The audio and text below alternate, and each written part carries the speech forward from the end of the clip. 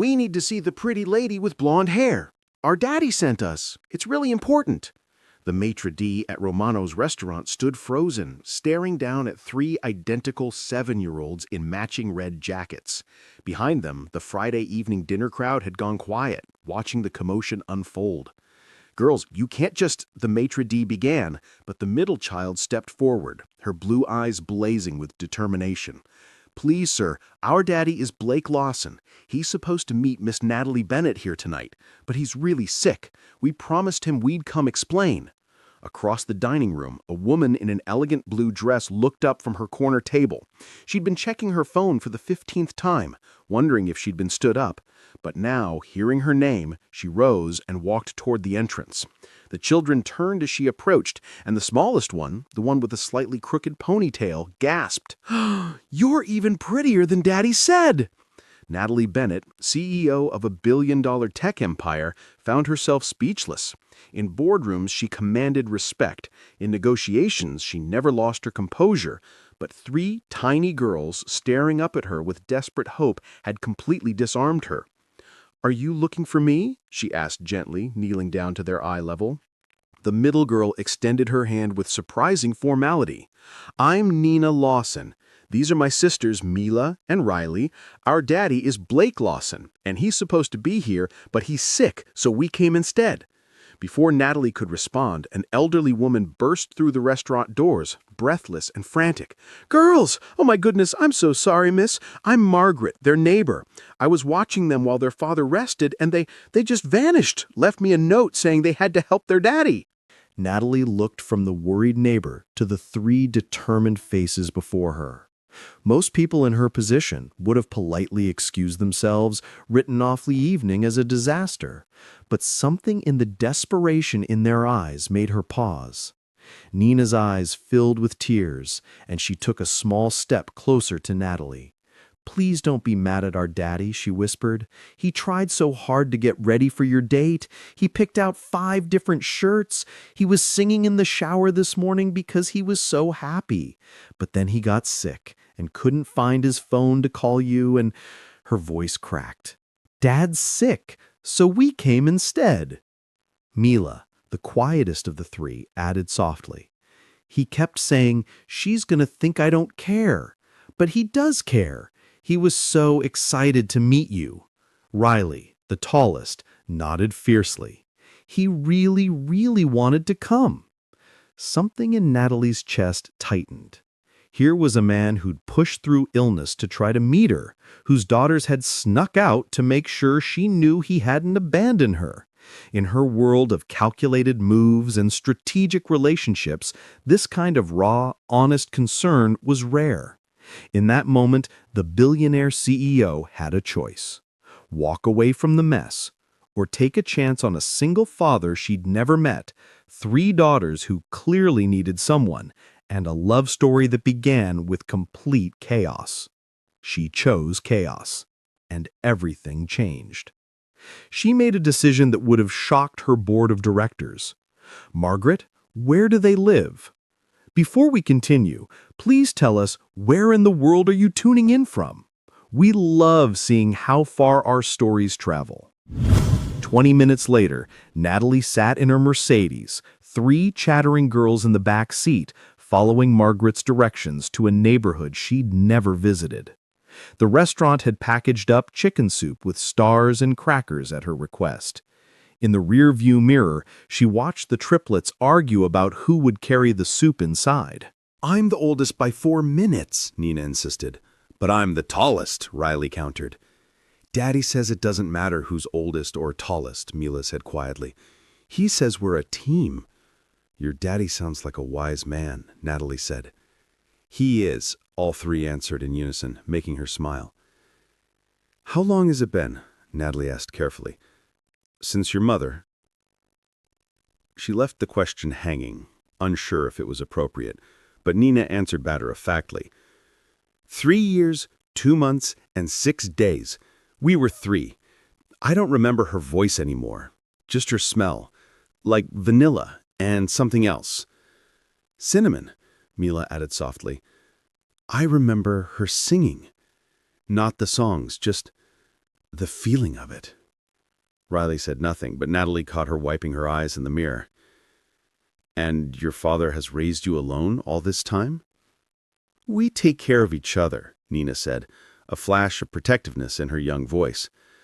People think Daddy needs help because we don't have a mom, but he's the best daddy in the whole world. He makes our lunches with little notes inside. He learned how to braid our hair from YouTube videos.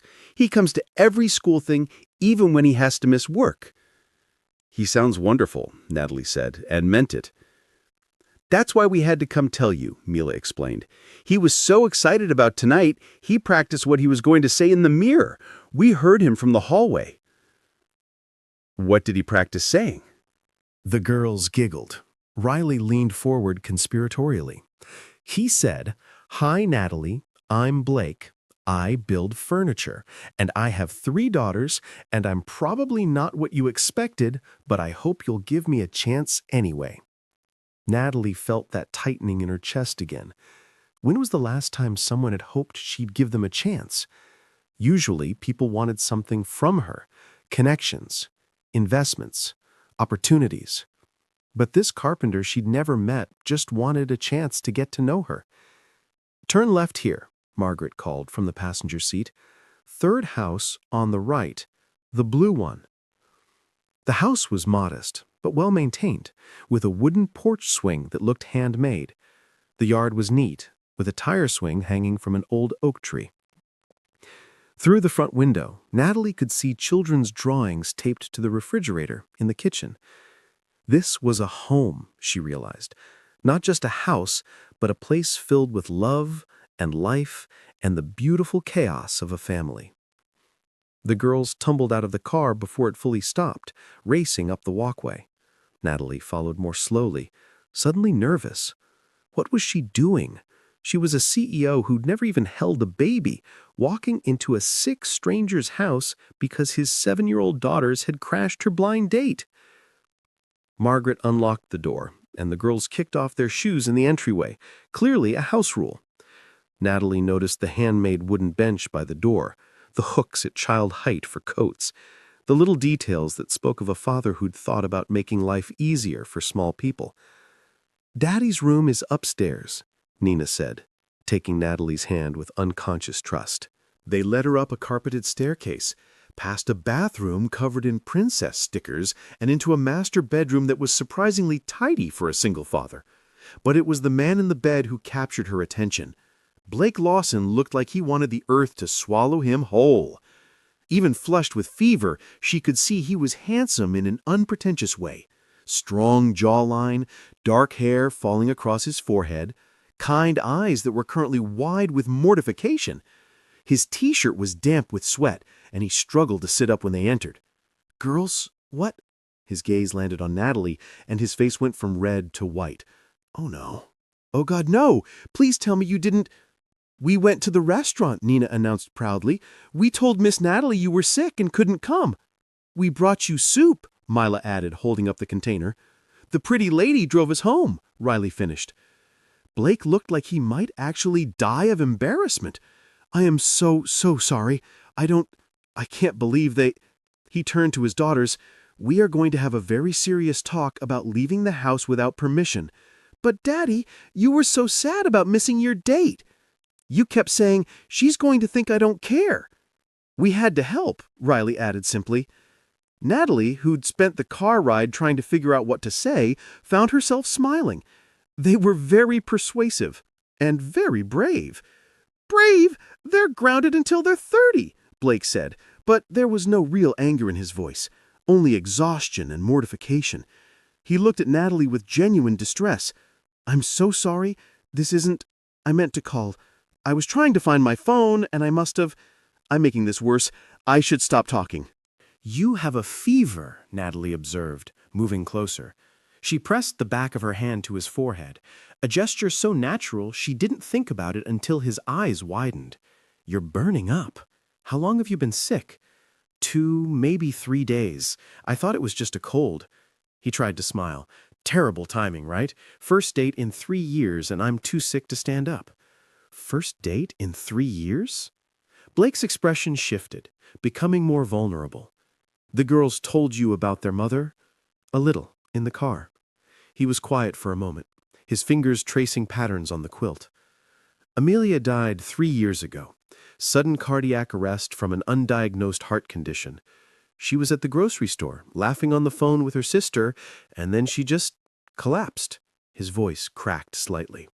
She was only 28, perfectly healthy, or so we thought.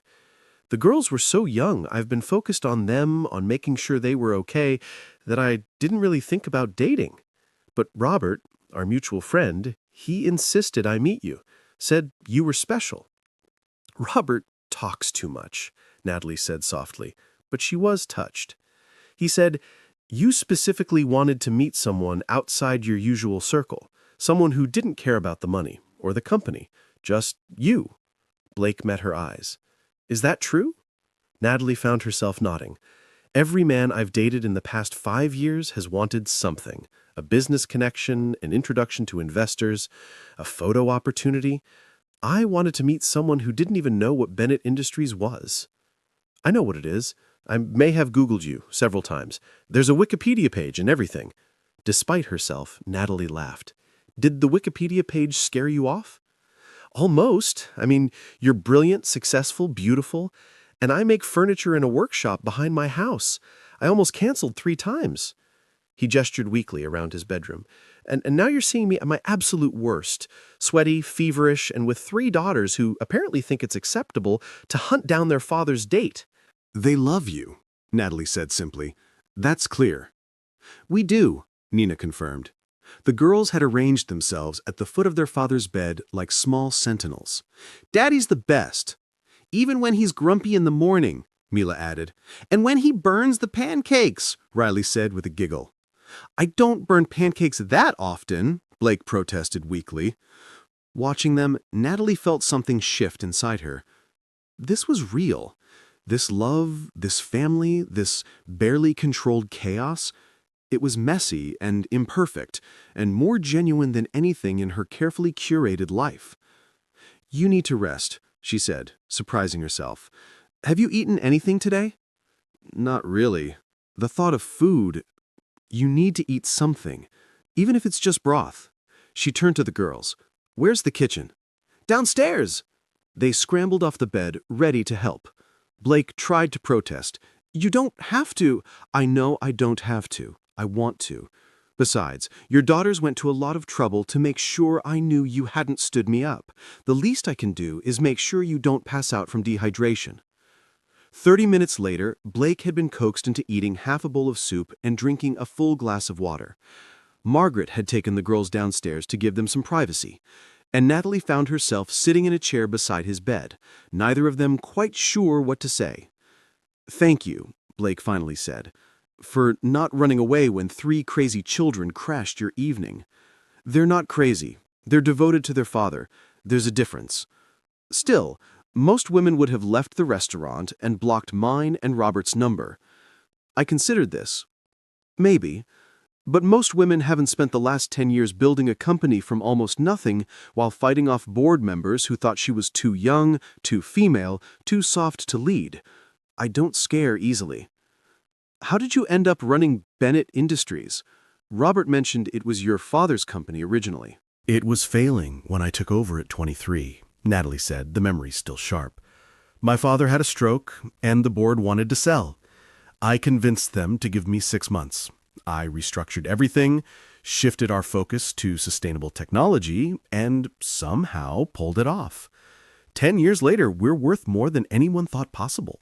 That's incredible. It was necessary, she corrected. My father built that company. I couldn't let it disappear. She paused. I lost my mother when I was 12, a boating accident. My father was shattered, but he channeled everything into the company and into raising me. When he got sick, saving Bennett Industries was the only way I knew to honor both of them. Blake was quiet, studying her face. So we've both lost people, both built our lives around protecting what matters most.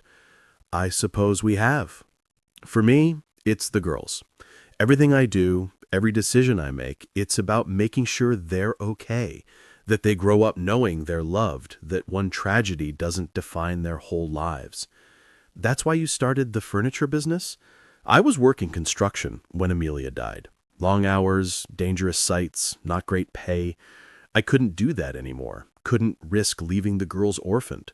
So I taught myself fine carpentry, started taking custom orders. It's slower money, but I'm home every night for dinner, I don't miss school events, I'm there when they're sick. Usually I'm the one taking care of them, not the other way around. They seem remarkably well adjusted for children who lost their mother so young. They have their moments. Riley still has nightmares sometimes. Mila gets anxious when I'm late coming home. And Nina, he paused. Nina remembers the most. Even though she was so young, she'll see a photo or smell something, and I can see her trying to grasp memories that are fading. It breaks my heart. You're a good father, Natalie said quietly. I'm a tired father, Blake admitted. A father who thought maybe, just maybe, he was ready to let someone new into our lives, and then proceeded to completely blow it by getting sick. You didn't blow it. He looked at her skeptically. I'm in bed, covered in sweat, while you're still wearing your date dress. This is definitely blown. Natalie glanced down at her designer dress, which probably cost more than Blake's monthly rent. She'd chosen it carefully that morning, wanting to look successful but not intimidating. Now it felt ridiculous, too fancy, too formal for this moment of genuine connection. It is a terrible date dress, she agreed. Way too many glitters. Blake laughed, then winced.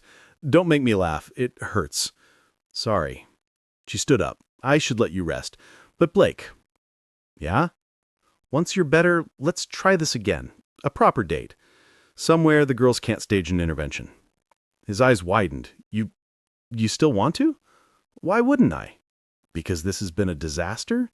Because I have 3 daughters who apparently have 0 boundaries? Because I'm a carpenter who makes chairs while you run a billion-dollar company? Natalie leaned against the doorframe, considering. Do you know what I did this morning? I sat through a 4-hour board meeting where 12 men talked over me and questioned every decision I've made in the past quarter. Then I answered 83 emails, most of them demanding things I don't have time to give. Then I went home to my empty penthouse and ate takeout alone while reviewing projections for our Tokyo expansion. She paused, letting that sink in. And then I came here. Your daughters hijacked my evening, your neighbor looked at me like I might be a serial killer, and I ended up sitting beside your bed feeding you soup. And you know what? This has been the most real, most honest evening I've had in years. So yes, Blake Lawson, I want a proper date. I want to know more about the man who makes his daughters lunch notes and learns to braid hair from YouTube videos. Blake stared at her, something like wonder in his feverish eyes. I'm going to think this is a fever dream when I wake up. Then I'll bring more soup tomorrow to prove it's real. You don't have to do that. I know, but I want to. Besides, I need to make sure you're well enough for this date you're promising me. From downstairs, they heard a crash followed by 3 identical voices saying, "Sorry, Margaret," in unison. Blake closed his eyes. I'm never going to live this down, am I? Probably not, Natalie agreed cheerfully, but I have a feeling it'll make a good story someday. As she headed downstairs, Blake called after her. Natalie? She turned back. Thank you for not running away, for understanding that my life is complicated. Complicated is good. Perfect is boring. The girls were waiting at the bottom of the stairs, and the coffee table was covered in construction paper, markers, glitter, and glue. A trail of gold glitter led from the table to the couch, and all 3 girls had sparkles in their hair and on their clothes. We made you something, Nina announced, holding up a handmade card. It was covered in so much glitter that it was shedding like a golden snowstorm. Natalie took it carefully. The front read, "Thank you, Miss Natalie," in wobbly letters, with hearts and stars drawn around it. Inside, each girl had signed their name with a different colored marker. It's beautiful, Natalie said, genuinely touched. We used all the glitter, Mila admitted, gesturing to the empty containers scattered across the table. All of it, Riley emphasized. There's none left in the whole house, maybe even the whole neighborhood. And now it's everywhere, Nina added, looking at the sparkling trail on the carpet. Natalie laughed, really laughed, for the first time in months. Glitter has a way of doing that. How about we try to clean it up together before your dad sees his living room turned into a disco ball? They scrambled to help, tiny hands carefully gathering scattered markers and glue sticks while Natalie folded up the construction paper. Margaret brought the vacuum for the glitter, though they all knew from experience that glitter never truly disappeared. 10 minutes later, with the living room mostly restored and all three girls still sparkling like little disco balls themselves, Natalie glanced at her watch. "Your father's going to rest now," Natalie told them, tucking the handmade card carefully into her purse. "And I'm going to go home. But I'll check on him tomorrow, okay?" "Promise?" Riley asked, taking her hand. "I promise." "Are you going to be our daddy's girlfriend?" Nina asked directly. "Nina!" Mila elbowed her sister. "You can't just ask that." "Why not? We like her. Daddy likes her. She seems nice." Natalie knelt down, meeting 3 pairs of hopeful blue eyes. "I like your daddy too, but these things take time. We need to get to know each other first." "But you will come back?" Riley pressed. "I will come back." "Good," all 3 said together, and Natalie realized she'd just made a promise to 3 6-year-olds who would absolutely hold her to it. As she drove home that night, her designer dress wrinkled and her carefully styled hair falling out of its pins, Natalie thought about the evening she'd expected versus the one she'd had. She'd anticipated polite conversation, maybe some chemistry, possibly a goodnight kiss if things went well. Instead, she'd been hijacked by 3 children, fed soup to a feverish carpenter, and made promises she had no idea how to keep. By all accounts, it should have been a disaster. So why did she feel more alive than she had in years? Blake woke the next morning feeling marginally more human. The fever had broken sometime in the night, leaving him weak but clearer-headed. For a moment, he thought the previous evening had been a fever dream, until he saw the soup container on his nightstand and the note beside it. "Get some rest. I'll call later. N." Real. It had been real. Natalie Bennett had sat beside his bed, had listened to his daughter's chaos, had promised to come back. Blake pressed the heels of his hands against his eyes, torn between embarrassment and disbelief. His bedroom door creaked open. 3 blonde heads peeked through. "Daddy, you alive?" Nina asked. "Barely," he croaked. "Come here, you 3. They piled onto the bed, careful not to jostle him too much. Blake wrapped his arms around them, breathed in the smell of their strawberry shampoo, and prepared for the conversation he'd been dreading. "We need to talk about last night." "We know," Mila said quietly. "We're sorry." "We just wanted to help," Riley added. "You could have been hurt," Blake said, trying to keep his voice gentle but firm. "You left the house without permission. You went to a restaurant in the dark. Anything could have happened." "But nothing did," Nina pointed out. "And Miss Natalie wasn't mad. She was nice." "That's not the point. The point is—" He stopped, realizing he was arguing with the logic of 6-year-olds. "The point is, I need to be able to trust you. When I tell you to stay with Margaret, I need to know you'll stay with Margaret." "Even if you're sad?" Riley asked in a small voice. Blake's heart clenched. "Even if I'm sad. You 3 are the most important things in my world. If something happened to you because you were trying to take care of me—" His voice broke. "I couldn't survive that. Do you understand?" They nodded solemnly. Nina's eyes were wet. "We're sorry, Daddy. We really are. We haven't seen you happy in so long. And yesterday morning when you were singing in the shower and trying on all those shirts, you looked happy. We wanted you to stay happy." Blake pulled them closer, blinking back his own tears. How could he be angry when they'd done it out of love? When they'd seen his loneliness even when he tried to hide it? "I appreciate that you care about my happiness, but I'm the parent, remember? It's my job to take care of you, not the other way around." "Can't we take care of each other?" Mila asked. Blake thought about that. About the past 3 years of learning to braid hair and pack lunches and help with homework while grieving a love he'd thought would last forever.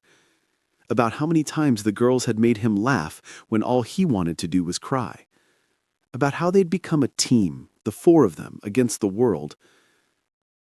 "Yeah," he said finally. "Yeah, we can take care of each other, but that means respecting rules, okay? No more great escapes." "Okay," they chorused. "Now, who wants to tell me exactly what happened at that restaurant?"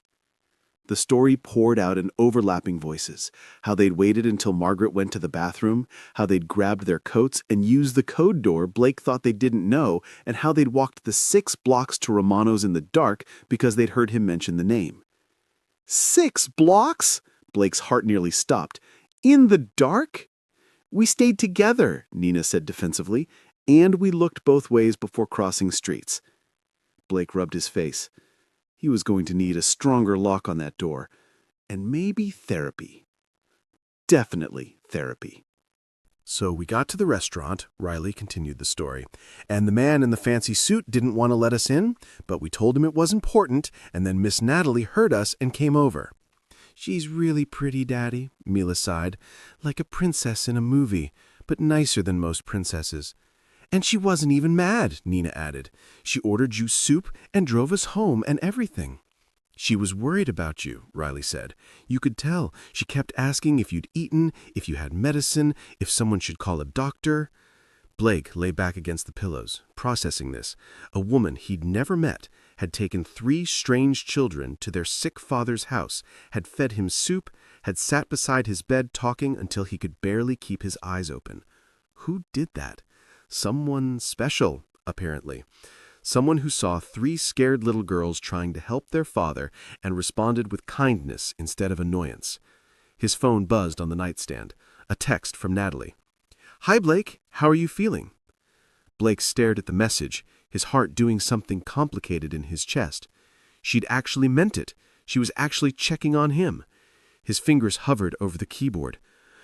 "What did you say to a billionaire CEO who'd seen you at your absolute worst? Thank you seemed inadequate. Sorry seemed pathetic." Everything he typed looked wrong. Finally, he settled on simple honesty. "Mortified, but alive. My daughters are grounded until college. Thank you for being so kind to them and to me." Her response came quickly. "They're wonderful. You're wonderful. Stop being mortified. How about that proper date next Saturday, 7 p.m.? Blake showed the message to his daughters, who erupted in squeals and bounced on the bed. "Next Saturday is perfect. I promise to be vertical this time."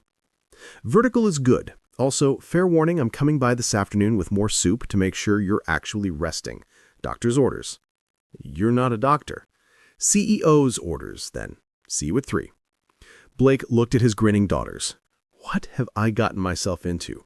"True love," Nina declared dramatically. "She doesn't even know me yet." "But she will," Mila said with the confidence of someone who'd already decided how the story would end. Natalie showed up at exactly 3 p.m., dressed down in jeans and a cashmere sweater that still somehow looked effortlessly elegant. Her hair was loose today, soft waves brushing her shoulders, and she carried a paper bag from the local deli along with a brightly colored board game tucked under her arm. "I come bearing soup and entertainment," she announced as Margaret opened the door. 3 blonde heads popped out from behind the couch like a row of meerkats. "Miss Natalie!" they shrieked in unison. Blake, who had managed to shuffle downstairs in sweatpants and a faded t-shirt, nearly tripped when they bolted toward her. Girls, gentle. Too late. They crashed into Natalie's legs, wrapping around her so fiercely she staggered back a step, laughing. "Well, this is the best welcome I've had in years." "We cleaned the house," Nina declared proudly. "Mostly," Mila corrected. "Riley spilled juice, but we fixed it," Riley added. Natalie glanced at Blake with a teasing smile. "Sounds like you run a tight ship." He rubbed the back of his neck, more like a ship held together with glitter and optimism. "That sounds like the best kind." He hadn't expected her to come, not really. People said things when emotions were high, when chaos softened their edges, but they usually stepped back into their own world once things settled. But here she was, Hands full, sleeves rolled up, stepping into their messy little life like she belonged.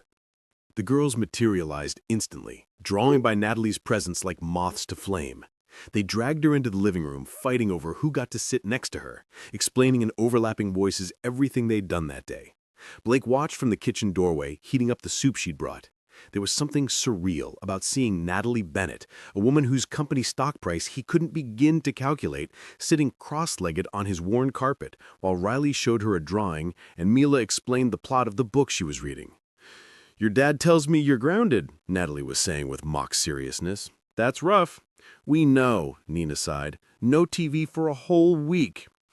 "We had to do it, though," Mila said. "Daddy was so sad about missing his date." "I wasn't sad," Blake called from the kitchen. "I was concerned about being rude." "You were sad," all four females said in unison, making him laugh. Natalie glanced over at him, and their eyes met. Blake felt it again, that spark of connection, of possibility. She smiled, and he smiled back. And somewhere in that moment, something unspoken passed between them. This could be real. This could be something. They ate soup together, the five of them in the living room with Blake stretched out on the couch. The girls insisted he needed to stay comfortable. Natalie sat cross-legged on the floor by the coffee table, and the girls squeezed in around her, creating an intimate circle that felt more like a family gathering than an awkward first meeting. Natalie listened intently as the girls described their school projects, asked intelligent questions about their interests, and didn't flinch when Mila accidentally spilled juice on her expensive jeans. "It's just clothes," she said with a shrug when Blake tried to apologize. "I have a whole closet full. It's not important." "But those jeans probably cost—" "Blake," she cut him off gently, "it's really okay. I'd rather have fun with your daughters than worry about designer labels." After dinner, she produced the board game, something called headbands that involved wearing headbands with cards you couldn't see. The girls loved it, and Blake found himself laughing more in 2 hours than he had in months. As evening approached and the girls started yawning, Natalie glanced at her watch. "I should go. Let you all get some rest." "You don't have to," he said, then immediately felt foolish. "I mean, you probably have things to do, important CEO things." "Actually, I cleared my schedule for today. Told my assistant I had a personal emergency. Making sure a sick carpenter eats his soup counts as a personal emergency in my book." The girls insisted on a group hugging her before she left, making her promise to come back soon. At the door, Blake walked her out to her car, still moving carefully. "Thank you," he said, "for today, for yesterday, for not running screaming when you saw what a circus my life is. I like circuses. They're full of life and joy and unexpected moments. My life is scheduled down to the minute. Everything is predictable, controlled. This," she gestured back toward the house, "this is messy and chaotic and completely unplanned. It's wonderful. You might change your mind after our actual date," Blake warned, "when I'm not sick and can actually embarrass myself properly." "I'm looking forward to it." She paused, her hand on the car door. "Blake, I meant what I said yesterday, about wanting to get to know you. This isn't charity or curiosity. I like you. I like your daughters. I like the life you've built." "I'm still not sure why," Blake admitted. "You could date anyone. CEOs, investors, people who summer in the Hamptons, or whatever it is rich people do." "I've dated those people. They're boring." She smiled. "You're different. You're real. When you look at me, you see Natalie, not the Bennett Industries CEO or the woman on magazine covers. You see me." Blake took a small step closer. "I do see you, and I like what I see." For a moment, he thought about kissing her, but he was still recovering from fever, probably had terrible breath, and they hadn't even been on a real date yet. So instead, he took her hand and squeezed it gently. "Saturday. I promise to be showered, healthy, and as impressive as a single dad carpenter can be." "Can't wait," she said, squeezing back. Saturday arrived with nerve-wracking speed. Blake had spent the intervening days recovering, working on a custom dining table in his workshop, and coaching himself for the date. The girls had been surprisingly helpful, offering fashion advice and practicing conversation with him. "Don't talk about work too much," Nina instructed as she helped him choose a shirt. "Ask her questions about herself. And smile. You have a nice smile." "But not too much," Riley cautioned. "You don't want to look creepy." Blake looked at his 6-year-old daughters in amazement. "Where are you learning this stuff?" "TV," they said together. "We're definitely limiting your TV time," he muttered. But he took their advice. Dark jeans, a button-down shirt in deep blue, his good watch. He'd even gotten a haircut. Margaret arrived at 6:30 to watch the girls, who made him promise to tell him everything when he got home. As he headed for the door, Nina called after him. "Daddy, we really like her. Don't mess it up." "Thanks for the confidence, sweetheart." "You won't mess it up," Mila said loyally. "You're the best daddy ever. She already knows that." Blake drove to the restaurant Natalie had suggested, a small Italian place in her neighborhood, nothing fancy. She was waiting outside, and Blake's breath caught when he saw her. She wore a simple beige dress, her hair down around her shoulders, minimal makeup. She looked beautiful, yes, but more than that, she looked happy to see him. "You're vertical," she observed with a grin. "As promised, and I even managed to look presentable this time. Well, as presentable as a carpenter can get." Natalie laughed, linking her arm through his. "Come on, I'm starving." Dinner was easy in a way Blake hadn't expected. They talked about everything: his furniture business, her company's latest sustainability initiative, their childhoods, their favorite books. The conversation flowed naturally, punctuated by shared laughter and the comfortable silences that came when two people simply enjoyed being together. "Can I ask you something?" Blake said over dessert. "Why did Robert set us up? I mean, specifically, what did he tell you about me?" Natalie swirled her spoon through her tiramisu. "He said you were kind, that you'd been through hell and came out the other side still believing in goodness. He said you were raising 3 daughters alone and doing a beautiful job of it." She met his eyes. "And he said you deserved to be happy again, but you'd never pursue it yourself because you didn't think you deserved it." Blake felt his throat tighten. "Robert talks too much." "Maybe, but he's not wrong, is he? About the last part?" Blake was quiet for a moment, considering. "After Amelia died, I thought that was it for me. I had my one great love, we had our daughters, and then she was gone. I focused on being the best father I could be, building a business that would support us, making sure the girls knew they were loved. The idea of dating, of letting someone new into our lives, it felt disloyal somehow, like I was trying to replace her. And now? Now I realize that loving someone new doesn't erase what I had with Amelia. The girls will always be her daughters, and I'll always be grateful for the years we had together. But that doesn't mean my story has to end there." He reached across the table, taking her hand. "Meeting you, even in the completely mortifying way it happened, it reminded me that I'm still alive, that I'm still capable of feeling this spark." Natalie's fingers intertwined with his. "I feel it too. This spark." They talked until the restaurant staff started giving them pointed looks. Even then, they lingered on the sidewalk outside, neither quite ready for the evening to end. "I should get back," Blake finally said. "Margaret charges extra after midnight, and knowing my daughters, they're probably still awake waiting to hear every detail." "They'll want a full report," Natalie agreed with a smile. "They will, especially about whether I embarrassed myself." "You didn't, not even close." She looked up at him, the streetlight casting a soft glow around them.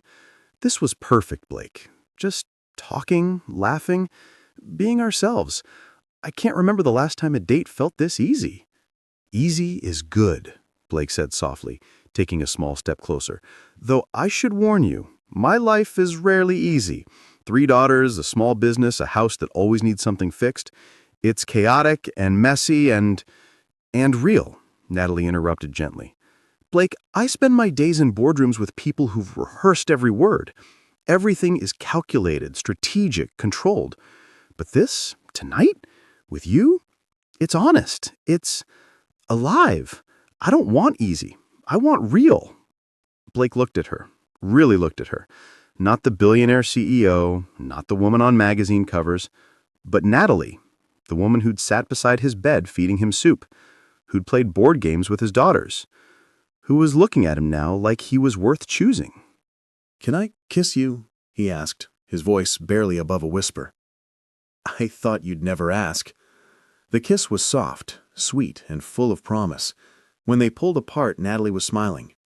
"Saturday date number 2?" she asked. "How about Wednesday dinner? The girls have been begging to see you again." "Even better." Wednesday became a regular thing. Then Saturdays. Then random weeknight drop-ins when Natalie finished work early or Blake needed a second opinion on furniture design. Slowly, carefully, she became woven into the fabric of their lives. She came to Nina's piano recital and watched Blake try not to cry when his daughter played her piece perfectly.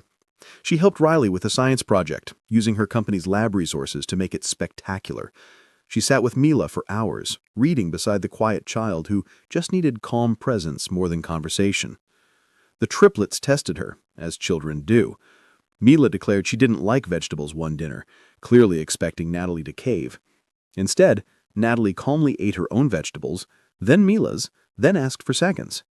"These are too delicious to waste," she declared, and by the end of the meal, all 3 girls were eating their broccoli, determined not to let Natalie have all the good stuff. Blake watched from the kitchen, amazed. "You're a natural at this." "I'm winging it," Natalie admitted. "But they make it easy. They're so honest about what they need, what they're feeling. In my world, everyone has an agenda. With them, it's refreshingly simple." 3 months in, Natalie faced a work crisis. A major deal in Tokyo was collapsing, and she needed to fly out immediately. She came to Blake's house the night before her flight, stress radiating from every line of her body. "I'll be gone at least 2 weeks, maybe 3. The deal's falling apart, and I'm the only one who can save it. I know we had plans for Riley's birthday, and I'd promised Nina I'd help with her book report, and—" Blake caught her hands, stopping her mid-pace. "We'll be here when you get back." "But, Natalie, we'll be here. The girls understand you have important work. Hell, they think it's cool that you're flying to Tokyo to save a billion-dollar deal. Go! Do what you need to do. We'll still be here." She looked at him, her eyes shining. "You're sure?" "I'm sure. Besides, absence makes the heart grow fonder, right?" "I don't think my heart could get any fonder," she said softly. The girls made her videos every day she was gone. Nina playing her new piano piece, Riley demonstrating her newly mastered cartwheel, Mila reading a story she'd written about a princess who ran a big company and was very brave. Natalie watched them from her Tokyo hotel room at odd hours, texting Blake her responses because calling would wake the girls. Her texts got longer as the days wore on, missing them, missing him, missing the chaos of their life together. "I think I've forgotten how to be alone. My penthouse feels too quiet now, too empty. Does that make sense?" "Perfect sense. The house feels wrong when you're not here. The girls keep setting 5 places at dinner and then remembering. Riley asked if Tokyo is too far for you to come back. Tell her nothing is too far. I'm coming back to all of you." When she finally returned, exhausted but successful, she went straight from the airport to Blake's house. The girls were already asleep, but Blake was waiting on the porch swing, a cup of tea ready for her. "I missed you," she said, dropping beside him and curling into his side. "We missed you too." He kissed the top of her head. "The girls made you something." He led her inside to where a banner hung across the living room. "Welcome home, Natalie," in colorful, uneven letters, decorated with hand-drawn hearts and flowers. Natalie stopped, her hand flying to her mouth. "Home," she whispered. "Yeah," Blake said, understanding everything she couldn't say. "Home." That night, after she'd changed into borrowed pajamas and they were sitting on the couch with cups of tea, Natalie said the thing she'd been thinking for weeks. "I love them, your daughters. I know it's fast and maybe I shouldn't say it yet, but I love them. Nina's determination, Mila's quiet wisdom, Riley's fierce loyalty, I love all of it." Blake set down his tea, turning to face her fully. They love you too. You should hear them. Natalie this, Natalie that. You're basically a superhero in their eyes. And their father? Asked Natalie quietly. How does their father feel? Blake took her face in his hands, his carpenter's hands that were rough but gentle.